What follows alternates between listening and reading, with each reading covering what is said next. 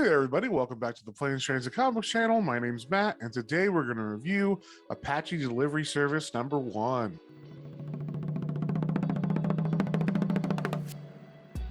And before we get into that, if you guys wouldn't mind sharing, subscribing, commenting, it really helps me out and lets me know what you guys want to see more of. So, with that being said, let's get straight into it. All right, we got the cover here. As you can see, this is a Dark Horse comic book by Matt Kindt, Tyler Jenkins, and Hillary Jenkins. And we start off in Arizona in 1962. There are two men hunting. The dude with the cowboy hat looks like he's teaching this young Native American fellow how to hunt.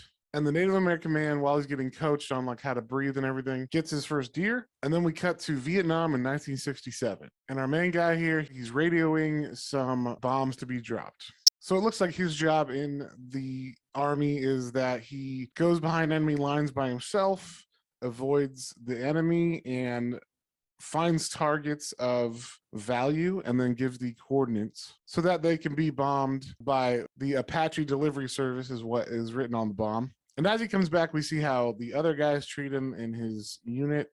Everybody calls him Apache. Basically, they just treat him like, very racist, and he just kind of ignores everybody. So he goes to talk to his commanding officer, and then this weird conversation continues where his commanding officer tries to say, like, because you did such a good job, here's some leave you're going to get rewarded with. Our main guy here is like, you know what, actually, with all due respect, sir, it's more stressful here.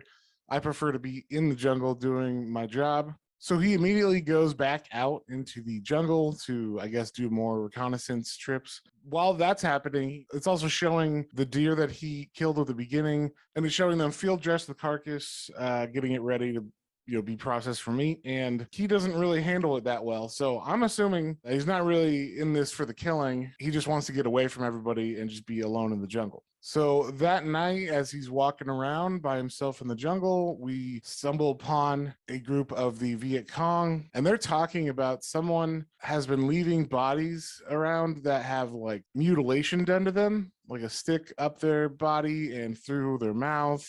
But I don't think our guy here knows how to speak Vietnamese. I don't know if he actually understood what they were saying, but he goes on a walk after he hears them talking, and he sees someone, but he doesn't fire because it's an American uniform.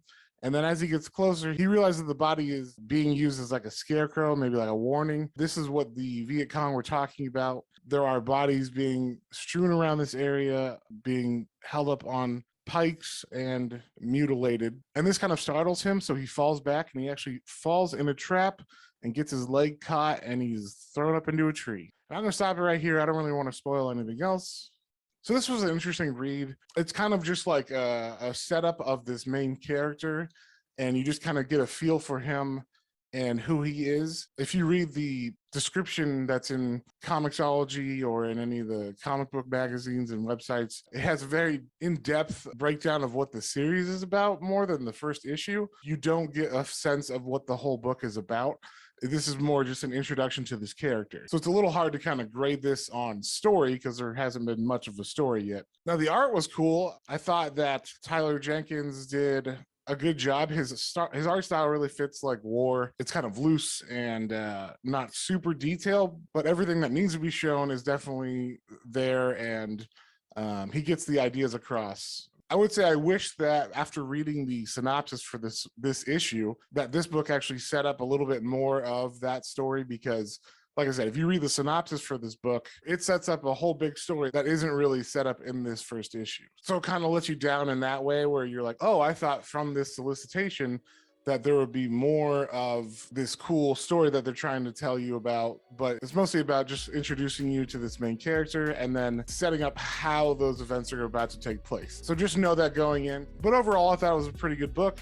I'm going to give this one a 3 out of 5. And if you saw anything you liked, definitely go check it out at your local comic book store, and we will see you guys on the next one.